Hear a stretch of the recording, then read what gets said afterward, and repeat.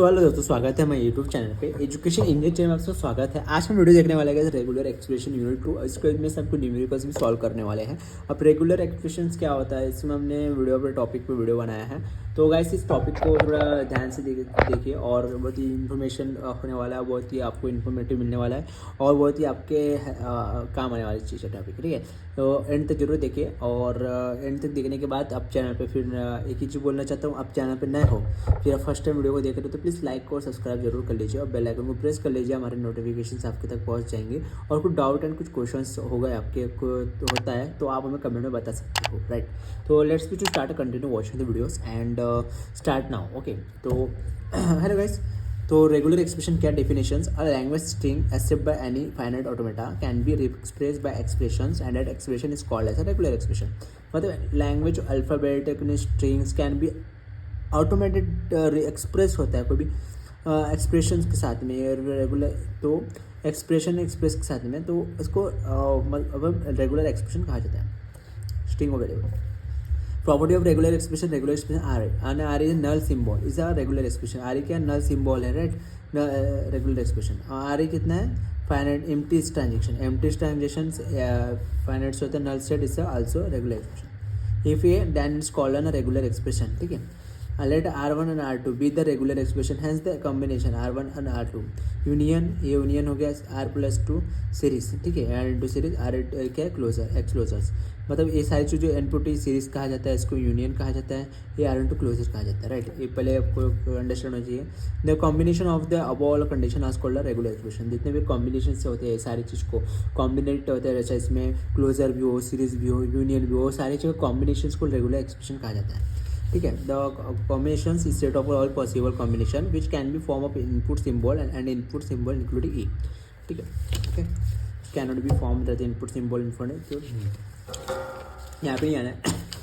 Equivalence between R and finite automata. अब इसको कैसे पहचाने, कैसे तरीके से पहचाने, सिम्बॉल्स की यूजेस कैसा है आप इस वीडियो में देखने वाला है। इसको ध्यान से देखना, ये मोस्टली बार बार यूज़ होगा और ये यूज़ होने के कारण ये हमको बार बार हमको रीअप्लाई, जब भी हम अप्लाई करेंगे रेगुलर एक्सप्रेशन को, जब भी हम उसको डिवाइड एंड कॉन्कर करेंगे, तोड़ेंगे जोड़ेंगे, तो ये जो 3 चीज़ें ये बहुत ही ज़्यादा इंपॉर्टेंस करता है।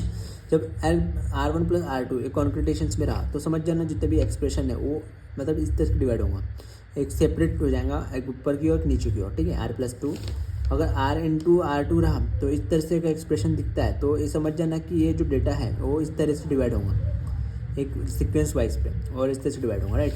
और R इंटू A2 और स्टार क्लोजर यहाँ पे है और यहाँ पे R1 R2 है, तो समझ जाना है ये फाइनाइट ऑटोमेटा है, लास्ट ऑटोमेटा है और इसमें जो क्लोजर है एप्सिलॉन इसी समय रिपीट हुआ है, ठीक है, इसके अंदर। तो convert the following regulation into equivalent. तो पहले इक्वेशन जो Q+1 एंड क्लोजर 0+1 Q1+1, इसमें देख लीजिए हमने सबसे पहले एक सिंगल कोटेशन Q0 लिया है, ठीक है। अब यहाँ पे फाइनल ऑटोमेटा और हमारा ये ऑटोमेटा लिया है हमने, ये हमारा लास्ट ऑटोमेटा। तो इसके अंदर हमने इनपुट वैल्यू पुट कर दिए। अब Q+1 एप्सिलॉन, तो ये कहाँ पे जाएंगे, क्लोजर, यहाँ पे जाएगा क्लोजर। अब Q+1 यहाँ पे क्लोजर आ गया इसका, अब Q0+1 और Q+1 ये यहाँ पे चला गया, ठीक है। अब इसका 0+1 दिख रहा है, अब इसको एडिशन फंक्शन पे डिवाइड हो गया, ये 0 इधर 1 इधर, Q+1 सिमिलरिटी। अब ये डिवाइड है, ये कौन से फंक्शन पे आ गया, सेकंड पार्ट में आ गया। अब डिवाइड इसका और सेपरेट होगा A+B, तो ये और सेपरेट हो गया A-B A+, ठीक है। तो Q0+1 भी इस तरीके से सेपरेट हो गया, मतलब जो 0+ इंटू पे था, इंटू पे डिवाइड हो गया सेपरेट, मतलब सेकंड स्टेज में आ गया, ठीक है। सेकंड स्टेज में आने के बाद अभी फाइनल ऑटोमेटा यहाँ पे फाइंड करेंगे। फाइनल ऑटोमेटा इसलिए यहाँ पे इधर क्यों है, क्योंकि लास्ट पॉइंट था ये हमारा ABD का, तो इसमें हमने वेरिएबल पुट कर दिए ABCD। अब ट्रांजिशन फंक्शन में इनिशियल स्टेट ए ट्रांजिशन होता है AB। अब इसमें 0 कहाँ पे है, A में भी है B में है, तो हमने कैसे ब्रैकेट A और B लिख लिए। और 1 किस में है, A में भी है और C में भी है, तो ब्रैकेट AC है, ठीक है। B में करेंगे, B में 0 कहाँ जा रहा है, D पे, तो हमारा D हो गया, ठीक है। अब D पे और उसको 1 है क्या, 1 नहीं है, तो 1 ब्लैंक। C पे 1 का 0 नहीं है और D पे जा रहा है D, ठीक। और D पे 0 D पे भी है और 1 पे भी D है, तो इस तरीके से ट्रांजिशन टेबल फॉर DFA। अब ट्रांजिशन NFA कर दिए, अब DFA को ट्रांजिशन टेबल DFA करना है। इसमें कैसे करना पड़ता है, नए नए जो भी स्टेट रहता है, नए नए जो स्टेट फॉर्मेशन होता है, तो स्टेट्स फॉर्मेशन को नए नए लेना पड़ता है। A B A C similar रहेगा अब ए बी को हम लेंगे, नया है तो ए बी, अब इसकी जगह में बी की जगह में क्या आएगा, डी आएगा। अब ए सी की जगह कुछ नहीं था, ए सी आएगा, राइट। ए सी अब नया आ गया, ए सी को लेंगे, अब ए बी की जगह ए बी आएगा निश्चित स्टेट में, और जो हमारा ए बी सी डी था और डी आएगा, राइट।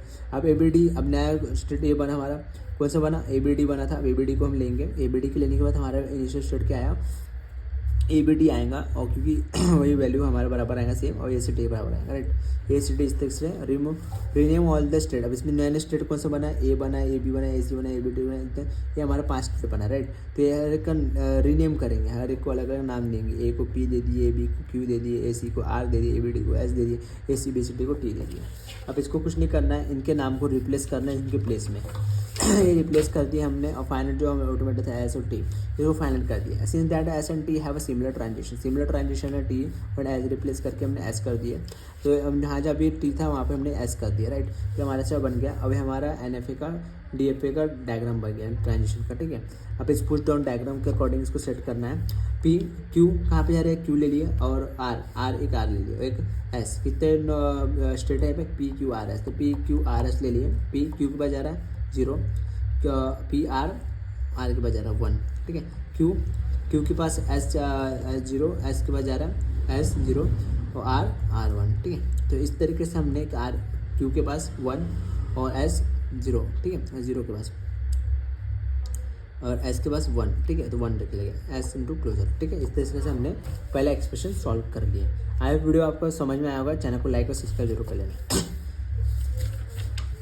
तो इस तरीके से इसको भी हमने वैसे सॉल्व किया, जिस तरीके से देख लीजिए। यहाँ पे इंटू हमने वैसे दिया है, प्लस किए, प्लस करने के बाद डिवाइड किया हमने, यहाँ पे इसको अलग अलग सेपरेट करने की, यहाँ से क्लोजर है तो फिर हमने +1 को यहाँ पे इंटू 10 इंटू 1 का क्लोजर किए, ठीक है। यहाँ पे और क्लोजर हमने 0 + 1 को लिए, ठीक है, इंटू क्लोजर पे। उसके बाद 10 1 0 1 के बच गया हमारे पास में। एक और हमने इनपुट वैल्यू ले लिया फाइनल ऑटोमेटा, ठीक है। तो हमने 1 को यहाँ पे ले लिया, इसे इनिशियल स्टेट कर दिए। ट्रांजिशन टेबल बनाए ए बी सी डी का, जहाँ जहाँ ट्रांजिशन हो रहा है 0 0 1 के अकॉर्डिंग। इसको ट्रांजिशन टेबल वो डी एफ ए, हमने डी एफ ए में कन्वर्ट किया, क्योंकि सब नए नए वैल्यू का जितने भी फॉर्म हुआ उसको हम डी एफ ए में कन्वर्ट कर दिया, ठीक है। रीनेम दिए हमने, सबका डी एफ ए में नया नाम आया, उसका रीनेम किया।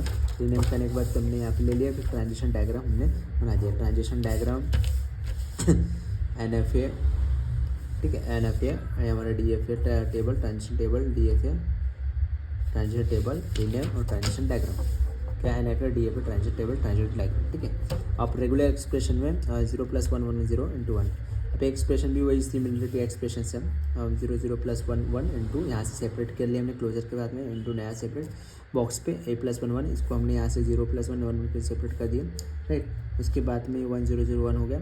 अब यहाँ से करने के बाद हमने क्या किए, अब a + 1 1 था और 1 1 था यहाँ पे, तो हमने b को सेपरेट कर दिया, राइट। b को सेपरेट करने के बाद c को क्लोजर कर दिए 1 1, तो नए नए डेटा को हमने क्लोजर कर दिया। अभी 1 हो गया।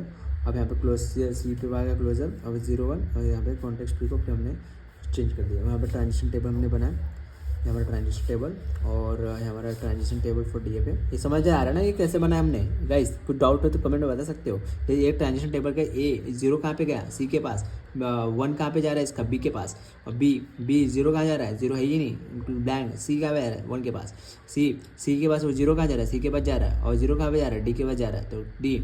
उसके पास 1 कहाँ पे जा रहा है, 1 ई के पास, डी कहाँ पे जा रहा है, डी 1 के पास, और डी 0 कहाँ पे जा रहा है, इस तरह से जा रहा है ई, ठीक है। ट्रांजिशन टेबल हो गया। इस ट्रांजिशन टेबल का फॉर डी एफ है। अब डी एफ में क्या करना है, ए बी ए बराबर है सी के लिए नया वेरिएबल है, नया वेरिएबल के साथ में कहाँ करना है, डी लेना है, सी डी लेना है, डी पे जा रहा है, ई पे जा रहा है, बी सी पे है, ए बी सी डी। इस तरीके से फाइंड आउट करना है, रीनेम कर देना है डेटा को। हमने final transition table D F ए करना है, उसको रीनेम करने की प्रोसेस नहीं भूलने का। रीनेम करने से क्या होता है, इतना बड़ा हम लिखना है स्टेट को, नए स्टेट को स्टेट में लिखते हैं, राइट। तो इस तरीके से स्टेट लिखते हैं। तो हमारा जो रीनेम करने के बाद हमने जो डेटा हमने रीनेम किया, मतलब जो वैल्यू हमने ए की वैल्यू को पी पे रीनेम की, और हमने जो सी डी की वैल्यू को हमने एस कर दिया, और एफ की वैल्यू को व्यू कर दिया, और ई एफ की वैल्यू को यू कर दिया, टी की वैल्यू को ऐसे कर दिया। तो रीनेम हो गया। रीनेम होने के बाद हमारा ये रीनेम डेटा सेट हो गया, ट्रांजिशन टेबल, राइट। उसके बाद ट्रांजिशन डायग्राम। अभी पी का क्यू कहाँ पे जा रहा है, क्यू यहाँ पे जा रहा है, ठीक है। क्यू यहाँ पे जा रहा है, उसके बाद में इसका R1 कहाँ पे जा रहा है, आर के लिए हमने ले लिया सिंगल, ये हमारा कितना Q P Q R S T V W, अलग ले हमने P Q R S T U V W, इस तरह से ले सकते हो, कैसे भी ले सकते हो। तो इसको मैच कर देना है बस। क्यू में एस का 0, एस कहाँ पे, एस में क्यू 0 डालना और टी पे डालने का, ठीक 1। उसके बाद आर पे 0 है नहीं भाई, और क्यू पे 0 है, क्यू पे 1 जा रहा है तो 1 पे 1 दे देने का। तो इस तरीके से हमको ट्रांजेक्शन्स करना है और हमारे फाइनल आउटपुट रहेगा और हमारा स्टार पे डिनोट होगा, राइट। तो इस तरीके से हमको डिनोट करना है, बताना है, ओके। और equivalence between FN and final automata,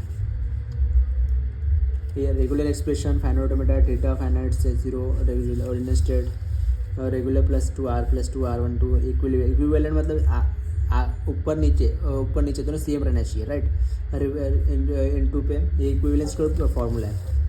आई रहा तो इस तरह से डिनोट, थीटा रहा फिर फायर है तो ऐसे डिनोट होगा, और R+2 रहा तो इस तरीके से डिनोट होगा, R-2 रहा तो ऐसे डिनोट होगा, और R×2 रहा तो इस तरीके से डिनोट होने वाला है, ठीक है। ये इसको भी आप थोड़ा ध्यान रख लीजिए। तो ये finite automata equivalence finite automata regular expression है, तो हाँ इस तरीके से डिनोट होगा, राइट।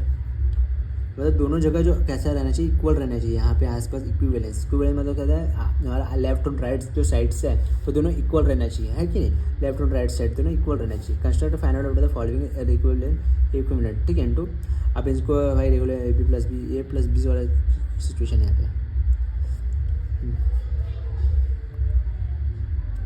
अभी आ गया इस तरह से प्रॉब्लम, इसका ये इस तरह से प्रॉब्लम है, तो ये हमको AB और पे बीच में आएगा और इसका जो है अपर साइड है तो इस ऊपर की तरफ से हम ले लेंगे, राइट। तो इस तरीके से हमने कंस्ट्रक्ट फाइनल ऑटोमेटा को सॉल्व कर रहे हैं। और उसके बाद में अब A+B, अब इसमें A+B भी है गाइस, A+B है तो इसको बीच से और सेपरेट होगा, क्योंकि A+B है ना, यहाँ पे क्या है A+B है, A+B मतलब ये ग्रामर के रूल के अकॉर्डिंग ये सेपरेट होगा। सेपरेट होने के बाद यहाँ पे इक्विवेलेंस है, इक्विवेलेंस तो 2 बना, राइट। इधर भी 2 इक्विवेलेंस बना, AB भी इक्विवेलेंस बना, AB भी इक्विवेलेंस बना। तो इस तरीके से हमारा फाइनल आउटपुट जो है 4th वाला इस तरीके से सॉल्व हो रहा है, राइट। ये क्वेश्चन में पेपर में आएगा कैसे सॉल्व करना है, तो इस तरीके से आपको सॉल्व करना है, ठीक है। तो